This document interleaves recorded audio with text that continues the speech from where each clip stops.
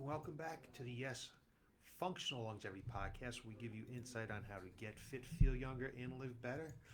Hi, my name is Chris Board, a best-selling author and owner of Y.E.S Fitness, coming to you on this beautiful Tuesday afternoon in Burlington, Connecticut. First, I want to thank you for taking the time from your busy day to listen to what I have to say. Hopefully, I can give you some insight on how to live a little bit longer and how to enjoy those extra years. To start off, we have just a little bit of housekeeping. It's coming up on Memorial Day weekend, and just a quick reminder that we are closed on Saturday and Monday. We have our normally scheduled sessions all day Friday, and then we start back up again on Tuesday morning at 5:30 a.m. So I hope everybody has a fun, safe, and enjoyable weekend. It'll be our first big weekend of the summer, kicks off the summer, and with some of the easing up of the COVID restrictions, hopefully we can get out there and have some kind of fun. So what I'd like to talk to you about today is you may or may not know that I ran in the Connecticut Master Games this past weekend. And I'd just like to give you a little bit of insight on how I approach life and my mindset with things. And you may not necessarily agree with it, you may not necessarily follow it, but this is where I come from. So sometimes it's good to know a little bit more about the person that is giving you all this information all the time. I'm kind of a private person, so I didn't do a lot of social media about this race that I ran. I'm just not that kind of person. Kind of a little bit private, but I will talk to you a little bit about it today. So I ran the Masters Games. If you don't know what the Masters Games are, they're like the Olympics for a little bit older people. And you typically will be competing against people your age. So I competed against people from age 60 to 64 years old. And it took place over at Veterans Memorial Stadium over in New Britain, near Willowbrook Park. And I ran the 50 and 100 meter dashes, 50 and 100 meter dashes. So those are real quick races. I had never run an official race before in my life. Way back in middle school, I think four of us, Walter Shack, Keith Pulver, Paul Moncuse, tried to run for the school record in middle school, I think it might have been. But other than that, I never ran a race in my life. In high school, I played football and lacrosse, although my track coach, who was the football coach, Coach Romano, hated me for playing lacrosse. He said, "Why are you playing that silly game? You should be running track." But I figured, hey, what other sport do you get to run around, hit people with a stick? So I enjoyed lacrosse. I love lacrosse. I helped build the program up here at Mills at the beginning.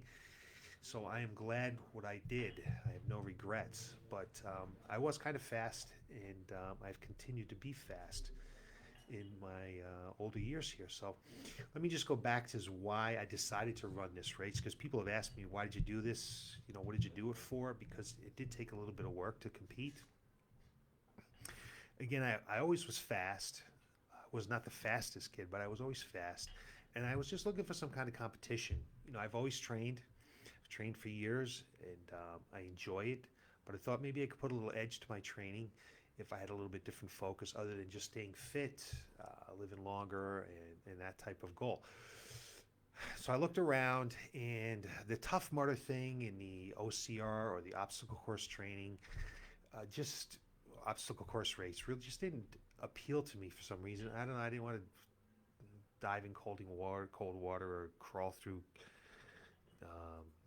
tunnels without knowing what the other end is, getting all muddy and all that kind of stuff, although I don't mind getting muddy. It just didn't appeal to me, so I thought maybe I could try this. I was still kind of fast, although I didn't train. My training wasn't specifically to be fast. I thought it would be a good thing to try out, so I did.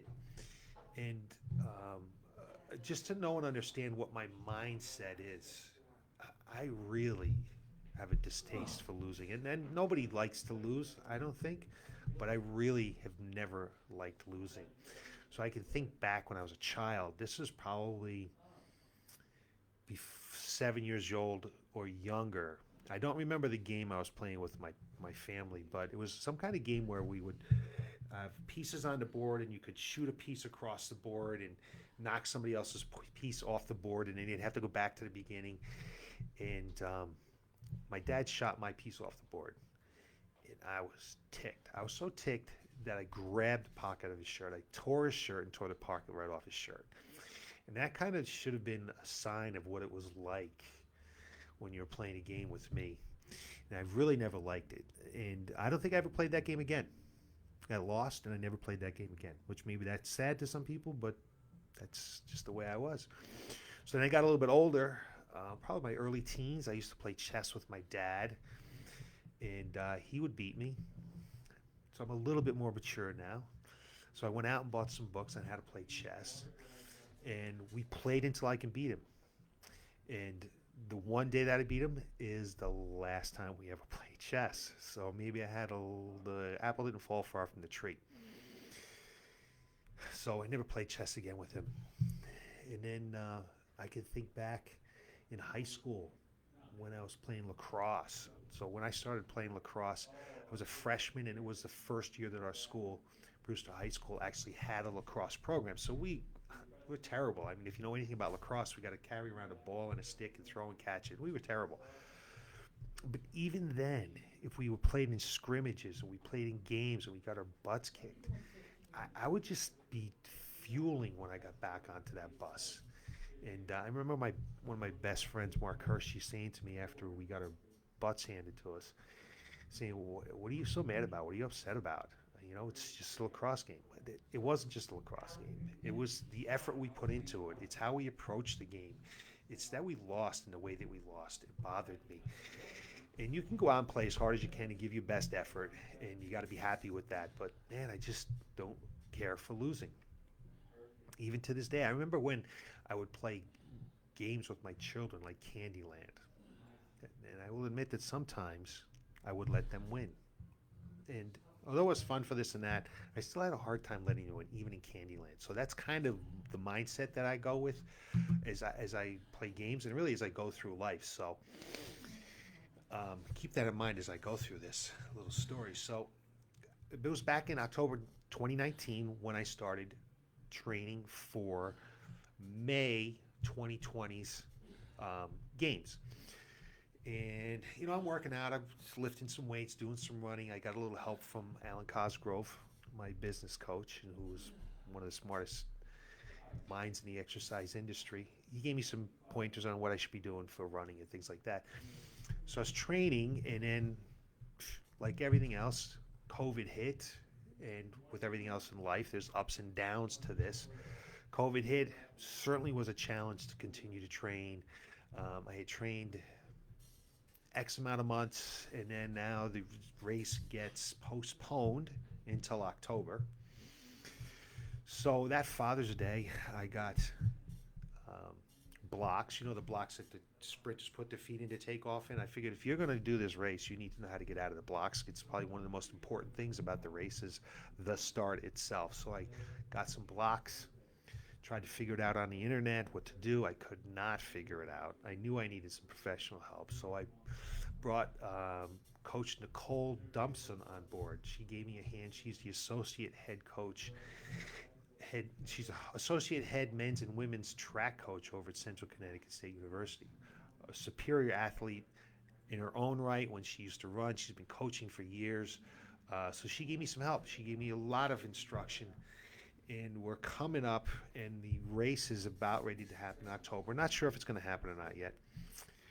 And on Labor Day, I tore my calf, a severe calf strain, to the point where I took off and I fell and could barely get off the track. So there's just another setback in this journey. And if the race had occurred, which it was postponed until this spring, if it had occurred, I probably would not have been able to race, because basically from Labor Day until late December, I could not run in any capacity at all. Couldn't even jog. In fact, I started getting some plantar fasciitis on the bottom of my foot. If anybody's had that, they know it's excruciating painful. And I was able to start to run in January, got a little going in February. Next thing you know, my soleus, the bottom part of my calf, started cramping up on me, and I couldn't run again for a few weeks. So there's a lot of setbacks here, but I didn't give up. I was not going to give up on this quest to run the race.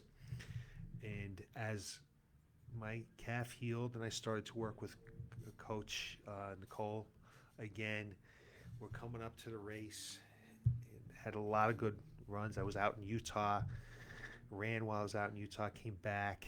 And 2 Saturdays before the race, I ran with coach, had a great session. She actually said that I looked like a sprinter at that time, which is a compliment. But then that next Wednesday I ran, put on my spikes, and my calf seized up on me again a little bit. Lo and behold, I really can't run that often in spikes. That's what the issue seems to be. But I kind of laid off my calf, and I ran the race. Okay? The race came up, and I ran the race, and it was very interesting to see my first race. I'd never even been to a race before. I got to the race a couple hours early and warmed up for about an hour, a little bit of waiting around. Came up for the first race was the 50 meters. My legs kind of felt heavy. I think that was from nerves. And took off at the gun. Didn't have a great start, didn't have a bad start, but didn't have a great start. I felt like it wasn't like, I didn't trip or anything like that, but I just wasn't snap off at the gun. And I ended up running 8.2 seconds, 8.20 seconds. And the eventual winner of the 50 meters was in my race, was in my heat. And I could see him out of the corner of my eye. This guy was just like a jackrabbit out of those blocks. And he ran in 7.28 seconds. So he beat me by close to a full second, okay? And in 50 meters, that's a lot. And I ended up coming in fifth out of 9 in the 50 meters. And all the people that beat me were down in the 7 range. I knew I had to get into the 7s to be competitive. So not a bad showing for the first time in a race. So then I went and had to wait around for a little while, about an hour, for the 100-meter race, 100-meter dash, which I had a little bit more concern for because 100 meters, man, you got to run as hard as you can for 100 meters, and that's not easy. And I trained for it and didn't do as well as I'd like to have done, but I didn't do poorly. So I ran 100 meters, and I ran in 15.47 seconds. And the eventual winner was that same gentleman who won the 50 meters. He ran in 13.44 seconds. So he beat me by a full 2 seconds in the 100-meter. And this guy, I believe, was an ex-European pro soccer player, forward. He does this all the time.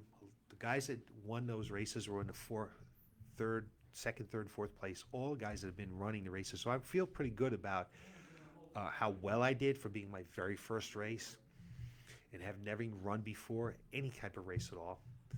But it's left me wanting more because I just felt like there was a little bit more there. Like if I could train a little bit better, I could be there. I could be there in the end. I need to take a second off, although that's a lot of time. I think with some technique and some training, I can get there. So I did mention that in one of my posts that I wasn't in the race. I wasn't even in the race. And when I say that I wasn't really in the race, I wasn't in the contention to win. I certainly did perform well, but I wasn't really there to a point where I could say, hey, this just this little bit, I may have been able to win the race. So after the race, I text Alan, and he said, Alan Cosgrove, he told me this. He said, results are things over which we do not have complete control over. The opposition wants to have a say in those results. How true that is. The only thing you have complete control over is the performance you're ready to give. Results are decided by what you do with that control. So with the control that I personally had, I felt I warmed up well. I felt I raced well. I did the best I could possibly do, but it just isn't enough for me. And yeah, I'm going to take a step back and enjoy that I ran the race and the accomplishment. I can't necessarily say it was fun because it's over so quick, 8 seconds, 15 seconds. But it was certainly a learning experience. And it leaves a little bit of fire in my belly to go after this again. And this is kind of how life is, right? how I relate to things, especially like in business. The survival of my business over 23 years now. I opened a business that, people just didn't do this for a living. And then we're chugging along, and then 9/11 hits, and then, to step back. And in 2008, the recession, we take a step back a little bit. Now COVID, we have to take a step back again. It's just constant battle. And to be an entrepreneur, I think you need to have that burning desire to always do better, always do the best. And when I was in high school, my high school football coach, the late Coach Merlino, John Merlino, awesome coach, he gave me a saying. I don't really know who this saying is originally from. I looked it up on the internet and there's some controversy over it, but it's one that I kind of live my life by. It's good, better, best. Never let it rest until the good is better and the better best. And I want to be the best at everything I possibly can be. So when it comes to running a race, I want to be the best. I want to go into that race knowing that I have the opportunity to win, not just be my best, but be the best in that race. And the same thing goes with business. I want to be the best coaching center there is, the best coaching center that I can produce. Okay, there was a great social media post by Rachel Cosgrove recently that she made a great observation about entrepreneurs. And entrepreneurs, to survive in business, need to have that mindset that go, go, go, go, always looking for more. Because if you rest on your laurels, someone is going to pass you. And the next thing you know, you're no longer going in the right direction. But she made the point that every once in a while we need to step back. And she had a picture of Alan and Rachel standing on a rock looking out into the horizon while we were out in Utah hiking Zion National Park. And her point was, sometimes you just need to step back and enjoy and feel good about the accomplishments that we have. And I know I'm very hard on myself, and I have a hard time doing that. I especially have a hard time doing that in business. Not that I necessarily compare myself, but I do see what other people can do. And I always say, if they can do it, I can do it. So if those people in that race can run 7.24 or 7.27 or whatever it might be, I can do that as well with the proper training, proper mindset, nutrition, sleep, all that stuff. I feel that I can do that. I only have to make up 1 second's time. So I look back and say, hey, I did well for my first time running a race, never running a race before. I did the best I could do under the conditions that I had for that day and for leading up to the race, the training, overcoming the obstacles of injury and COVID and running a business during COVID and things like that. But it leaves a little bit more, a little taste in my mouth that I want a little bit more. So a good friend of mine, Ben Fogle, owns Epic Fitness in Utah. His philosophy is, and his motto is, they help people get 1% better every single day. And it's a great motto to have. It's something that I think about every single day. When I come into work, I want to make sure that we're 1% better today than we were the day before. When we're coaching people, we want to make sure that we're coaching people. And when they leave that facility, they're 1% better than when they came in that door. If you continue to have that mindset, if you have the mindset that you want to get better every single day, if you have the mindset that you want to be good, better, and the best, you just don't ever let it rest. If you have those mindsets, you're going to be able to achieve the goals that you want in life. So if you had to take a step back because of COVID, with whatever those goals may be, whether it had to do with exercise, nutrition, sleep, relationships, your business, whatever it is, you need to have that mindset that you can't give up, okay? You have to always try to do your best every single day, and every single day try to get 1% better. And that's why I believe that I was able to run in that race and do as well as I did. And I anticipate doing better. I now know I have a starting point, and I'm going to work to do better than that. I'm going to try to put together my resources to be able to perform better. And the same thing holds true with business. We had definitely, like most business, took a step back because of COVID, but we've had some easing on the restraints recently. I think I see some action coming back in our door, and we're ready to go. We're ready to build again. We're ready to help people. We're ready to help people achieve their goals, and that's what a coach does. I hired a coach to help me run. Alan Cosgrove coached me to help me run. I'm pretty sure Alan and Rachel Cosgrove, who are smartest business minds I know in the fitness industry, they have coaches to teach them how to coach us in our mentorship. So coaches are important in life, even the best coaches in the world. Even Michael Jordan had a coach, okay? They're important. They do more than just count to 15 reps when you're lifting some weights. They help you achieve and they help you build yourself to the point where you've achieved your goals. So that's what I have for you. Keep that mindset of wanting to be the best all the time, 1% better every single day, and you will get to where you want to be. I know you will. I have confidence in you. I believe in you. So that's it for today. I appreciate you taking the time to listen to me, my little story about my race. A year from now, I know I'm going to be able to give you better information, better results with my race, because I'm going to work at it. And I know if you work at something hard enough, if you work smart enough, you can make that happen. So everybody have a great Memorial Day. Hope you enjoy this weekend. Be safe. Enjoy the time with the ones that you love the most. And I look forward to talking to you again next Tuesday, where I'm going to give you more insight on how to get fit, feel younger, and live better. Thanks for watching.